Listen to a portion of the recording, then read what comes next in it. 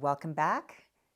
Today we're going to talk about how to make more money in your business. And if you don't know, this whole YouTube channel is designed for entrepreneurs to teach entrepreneurs about money, how to make more money, keep more money, and ultimately how to turn money into wealth and financial freedom. I'm going to start today's episode by a shout out to Lauren to say, hey, look at my new chair so I won't fall over. So anyway, that's all for you. Okay, let's dive in. Today I'm going to talk about 8 ways to make more money in your business. Now, if I said, solve a problem, what do you need to do to make more money? What's the first thing that comes to mind? Usually, when I ask that problem of my clients and my students, is they say, I need to generate more leads. And that's usually a pretty common offer. If we want to make more money in our business, we need to generate more leads.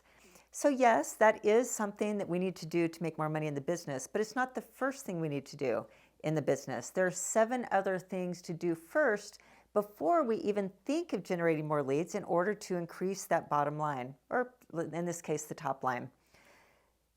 The reason why is when we say I need to go generate more leads means more money. Marketing and advertising tends to be the second highest line item on your profit and loss, with payroll being number 1. So every time we say, hey, I want to go grow and scale the business and I need to go generate a ton more leads to do it, it means we're going to be spending a lot more cash. So what we want to do when we're thinking of growth, we want to look at 7 other methods for making more money before we ever touch the lead generation strategy. So the first one is at the top. So this is what I call the growth funnel. When we say, hey, I want to grow the business, these are the 8 things that we can look at in order to do so. So the first one, again, this is before we ever talk about spending money to generate another lead. The first one is keep more customers. So remember, we spent money and time and energy, all those investments to generate this first customer, all the way from marketing to lead gen to prospecting to conversion and all the things. And finally, we create a customer, they buy from us. So to create that first customer takes a lot of money, takes a lot of investment. Now, many times what we're doing when we're just going straight to that lead generation strategy, we're not thinking about this customer anymore. We've already sold them, we need to go get the next one. So some of the lowest hanging fruit to increase the amount of money you can make in your business and how you can grow your business is by keeping more of the same customer. So how do you do that? Well, the first thing is to look at attrition. Attrition is the drop-off rate. And especially for memberships, if your business is based on a membership model, you really have to watch attrition and churn rate. But attrition just means if you're a coach and you're selling online programs, for example, and people aren't completing or they're not finishing all of their payments, those are all things you want to look at to say, hey, how are our payments? Is everybody completing the payments? What can we do? And usually the first thing we want to look at is customer service and customer experience. So people drop off and therefore many times don't complete their payment structure because they're not satisfied. Now, for example, with my business, which is a money coaching business where I teach people how to manage their money and how to grow their business and the money in their business, what happens is the same thing is people sign up for my programs. They're so excited when they first start. And then out of a 12-week program, many of them are dropping off by like week 6, 7, or 8. And that becomes they're super excited, but life got busy. They weren't getting to the programs. And so I started noticing that really at this mark, this is where we have the biggest drop off. So when I noticed this by looking at the data, then we look at, okay, what can we do at this 6, 7 week marker that it tends to be the biggest drop off to make sure that people will complete. So we rebuilt some of the business systems so that we're checking in with everybody per week and making sure they're on track and texting them and calling them. So we built in a lot more customer experience so that they, will finish and complete their payments, but many of the people pay up front or they complete all of their payments, but they still drop off at week 7 or 8. But that means if they drop off, they're not going to be repeat customers. They're not going to be referral customers because they're not going to get the total value. So again, there's just so much incentive to look to your entire business and see where are people dropping off, where's the attrition, and what can I do to keep my same customer longer. So that's number one. And there's so many places to find ways to improve the business in order to do so. So the second one is increase referrals and repeats. So really what we're just talking about, you'll see number one feeds to number two. The better customer experience, the better customer service means we're going to be have happier customers, and the more happy customers we have, the likely they're going to refer us to their friends and family and people that they know. And referral business means we're not spending one extra dollar to generate that next client. Our customer is doing that for us. So to invest in time and energy and whatever we can do here to create those referrals, because we don't have to go, like I said, spend money to generate another one. Our customers, that word of mouth is so powerful. I like to think it doesn't work this way, but when I'm designing my business strategy, I like to think, what would I do differently if 100% of my business came only from referrals and repeat business? And it causes us to think of new ideas to create those referrals. So what we've done, we've built in some incentives, we do phone calls, we do a lot of things to ask for those referrals and that repeat business, ask for testimonials, and all the things to try to create the referrals. Now, repeats means just that same customer is repeated more than once. So they buy more than once. In cases like, let's say, more expensive coaching programs or products, then let's just say the customer spends somewhere between $3,000, $10,000, $20,000 for your product. Many times they're a one-time buyer because they're not buying $50 or $100 products in this case, but they're high-ticket buyers, they're high-ticket clients. And so if they buy once, that's great. But then the question is can you do something that they can buy something else from you? And there's many ways to do this. And so one thing, for example, with my business, I had one program. I had my personal finance program for 5-6 years. So I had one client, provided great experience, but they could go nowhere else with me. So once we got that whole structure and that whole business model, that piece of business model was working great, we added another program. And now about 25% of those that take the first program go on to the second one. So that means it's extending the life of the lifetime value of that one customer, where it used to be a $5,000 customer because it was a $5,000 product.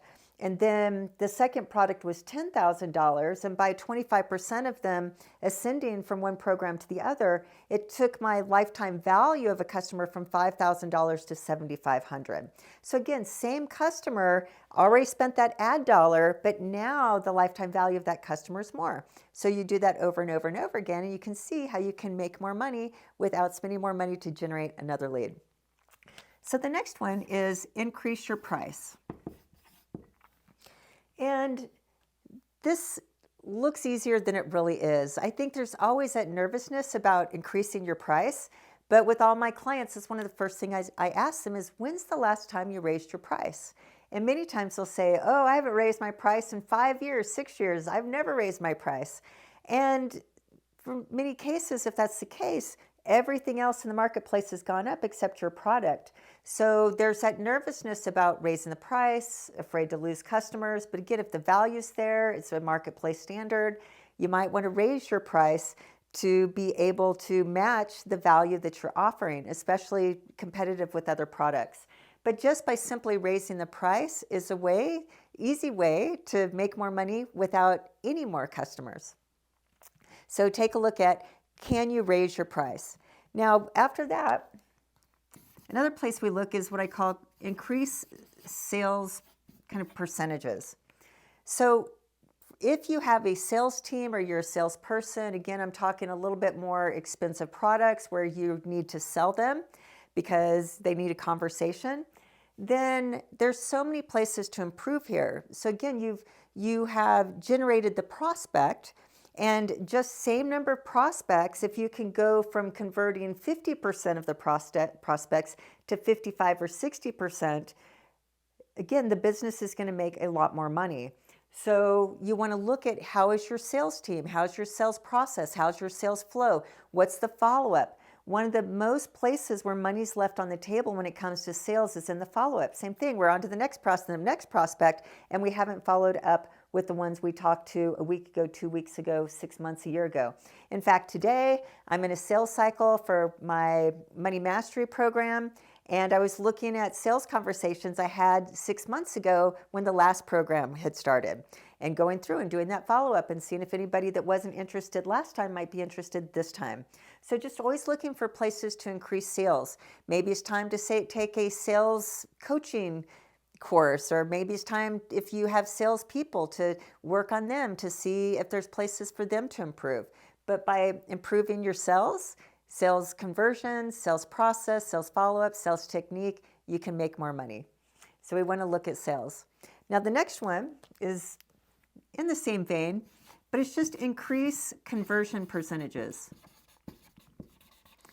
So increasing conversions, that can be sales conversions, for example, but it might just be landing page conversions. So you can look at, hey, what's our bounce rate on this landing page? What if we A/B tested this landing page?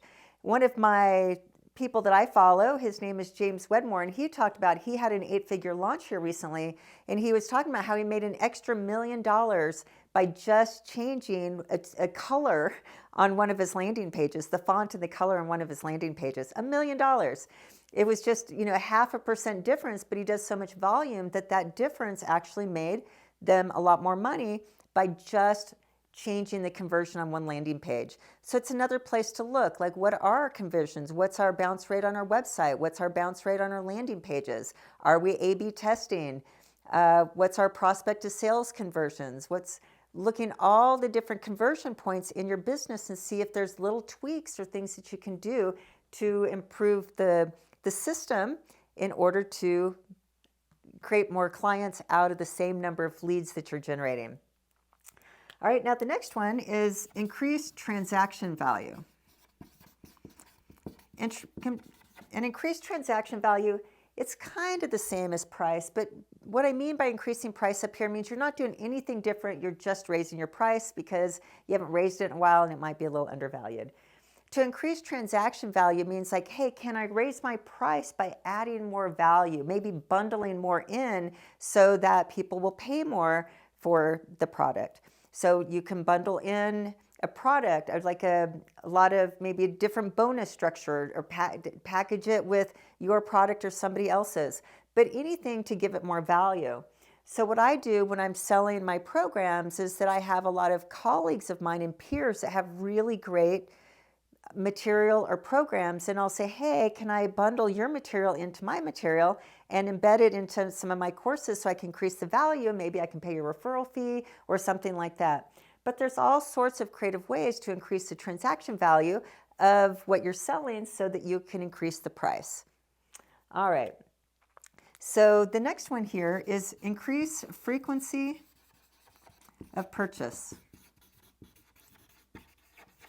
And this one you see a lot when you have longer programs like I do that are 12 weeks or maybe 6 months programs, then I really can't increase the frequency of the purchase. But this you'll see quite often. I love buying face products, for example, and I love buying supplements. Everything wellness category, I'm a junkie.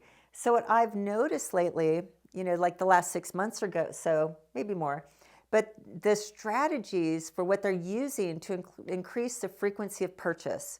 And they're doing things like what I'm seeing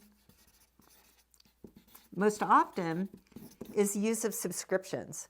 So subscriptions are great. And if you can build in a subscription model, what that is recurring income. And when you can create recurring income of your business, it bumps up that enterprise value. It makes your business more valuable because enterprise value is the predictability of future income. So when you have subscriptions in this client base that are subscribed to receive your product monthly or bi-monthly or whatever it may be, that's that's predictable income. And in every business, we want to create as much predictability around our income as possible. But so subscriptions. Now, subscriptions is similar to up here to repeats, as you're creating a repeat customer. So subscriptions to create these repeats in many cases, combined with the increase in the frequency of purchase. So for example, I go on and I buy a face product. And it's a one-time purchase. Let's say it's $250. It's not inexpensive. But I buy that one-time purchase and I give it a try. Maybe I buy again, maybe I don't. But then what I get an email, and then I get some type of incentive to buy again. Hey, try this next product or try this other product, and we'll give you a discount. And so they're incentivizing me to buy the next product. And I do that regularly. I buy one, like I have this amazing protein powder that I love, and so I bought this protein powder. And then they sent me an email, say, hey, we have this other powder that we think that you'll like too, and we'll give you a 25% off if you buy that. So they created a repeat client out of me by their marketing to the same person who had already bought. And it's less expensive to market to someone who's already bought as opposed to somebody who hasn't, because that trust is built in, assuming they like the product. So that's the repeat side. The frequency of purchase then is a lot done through subscriptions. Is then I get this next incentive for, let's go back to the face product. And the face product, I bought them once, and then they send me something that says, hey, if you subscribe, and you can cancel at any time, but if you subscribe for our product to sign up for a monthly or every other month or whatever time frame you want, you can save 30% by subscribing to receive our product on a regular basis. So again, 30%. You can see the value of creating me as a repeat client and trying to increase the frequency, maybe from every 3 months to maybe every 2 months or every 1 month, by giving me this incentive of a pretty big discount. But when you see these regular 20, 25 to 30% now on subscriptions, they figured out it's a lot less expensive to give the money away here than go try to spend the ad dollar to create that brand new prospect that eventually may be a customer. And then the final one, last but not least, of course, is increase traffic and generate leads, which means you're advertising one way or another to generate new leads. So yes, this is the eighth way to make more money in your business, but it's the last way. So just to summarize, when we're looking at the growth funnel, when we ask ourselves, hey, how am I going to grow my business? We want to start at the top and go through keep more customers, repeat referrals, increase our price, increase sales conversions, increase transaction value, increase frequency of purchase, and then we look at where do we spend ad dollars and generate more leads. All right, I hope that was very helpful. Please remember, subscribe if you found this valuable. Put your comments down below and ask me any questions. Let me know what you think about this. If there's one of these strategies that really jumps out to you, let me know. I reply to all comments and I can't wait to hear from you.